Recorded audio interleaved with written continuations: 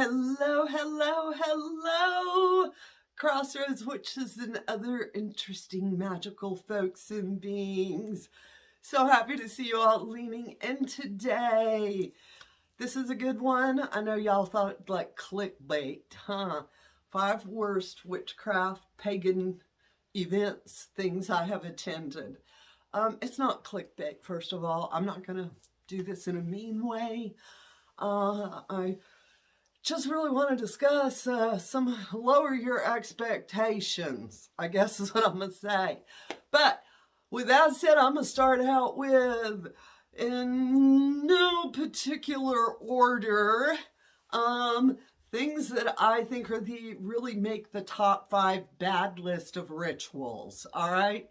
And y'all know I got my notes. All right, my first one is spectator, not participant. What that means is you show up to find out you're in the audience. They're putting together a play. It's not really a ritual of shared energies. Instead, I feel like I went to a theater show. All right, did I get any goosebumpies? Not really.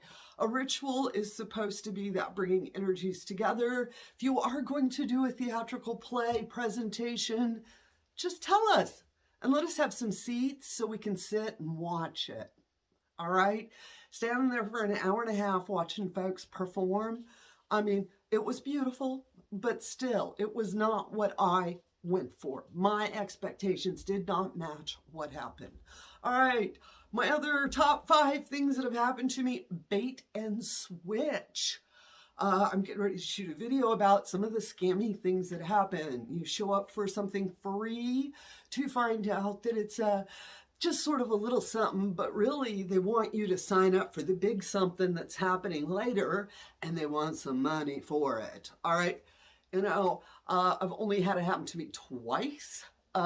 Since then, I would tell you, you know, if you sort of learn which ones are trying to, but it is something that does happen. So read the flyer carefully, check out the group, the ritual facilitators, so that way your expectations match what's happening. All right. The other one that I have time is I wrote the word confusion down. When nobody knows what the hell is going on. All right. And it is utter chaos. And in the end, somebody comes out from the background shadows and puts it all together, and we're all standing there like, what? We weren't really told what was going on. They don't seem to know what's going on. It was just disorganized. All right? Really did not help bringing those energies together. Okay? Another one of my top 5 worst witchcraft pagan rituals I've ever attended are the ones that have 3 long pages of script that they can't pronounce the words, and we have to stand there and listen to it. Oh yeah, that is not what rituals are about.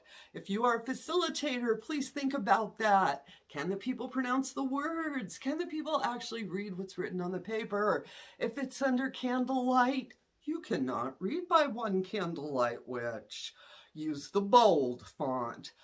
I'm like, without getting, mean, because I think there have been some beautiful scripted rituals and everybody's handed out and they obviously know what they're saying.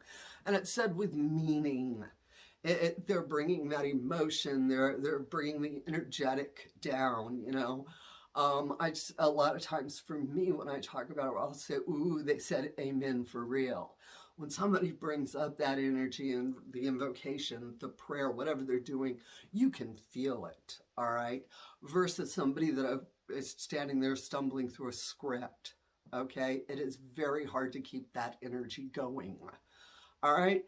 And of course, I would like to say, I do have a number 1 sucky ritual I've attended, and that is when the organizers were over an hour late. Yes. They had an event, large pagan public event gathering, and we're over an hour late because she was trying to get some stuff together. I ain't gonna give no excuses for this stuff. It was sad. It was terrible. In the end, we had a potluck, and did a little circle afterwards because people were, it was already, by the time they showed up and wanted to set everything up, you know, folks had already been there an hour and a half, close to, you know, 2 hours, and then they're telling you you're going to wait 45 minutes. And you're like, no, I'm not. No, I'm not. All right. Now, I want to flip this over and tell you the 5 best ones that I have attended. I've been going to these events for 40 years now, actually 41. And what I've experienced, my best ones, they were simple. The simple ones.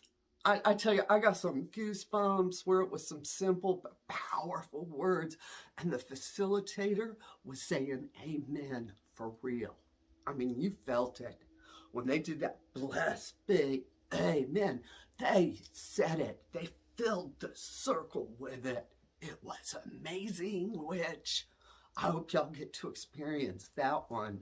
All right, and the other one is heartfelt. Goes right into simple. Heartfelt. When you can really, these people are allowing you into their sacred space and you can feel it. All right? It is so good. It's just talking about it makes me shiver. I'm like, it is beautiful when that happens. All right? You know? And that sense of, I went and I met people and I felt connected. The meet and greet, you know, when you show up and the facilitators of the group hosting, they're like coming up and talking to you. They're going out of their way to be friendly. They're going out of their way to make you feel comfortable. That has so much meaning. And when I show up somewhere and people are just like, hey, let me help, let me introduce, that gives you that sense of connection. You take that home with you, all right? You know, and that people are genuinely interested in each other, okay?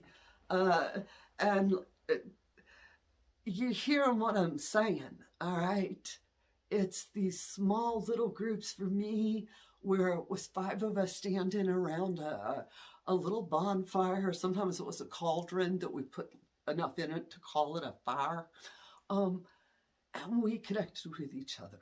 Those were the most powerful magical rituals I have ever attended. All right. Like I said, I wasn't trying to be mean on this, but I thought I'd let y'all know. Sometimes you got to lower your expectations, and not everything is going to go according to plan. Okay, sometimes through no fault of their own, things happen. And just be aware of that, all right? Please. We're not Hollywood. We're real life people trying to facilitate and put on a space is what happens. And with that said, I'm going to tell y'all, go to houseofwitchcraft.com, sign up for our newsletter. We put out a good one. And of course, if you're wanting to get up in my magic, I am a Southern conjuring witch, folklore, folk magic, American witch, got a lot of different names for what we are.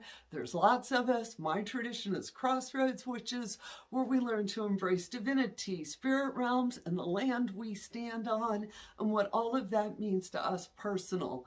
And if that is something you're interested in, go to houseofwitchcraft.com, sign up for the 13 Moon program. I do hope to see you there. And of course, I'm going to end this the way into all those other videos.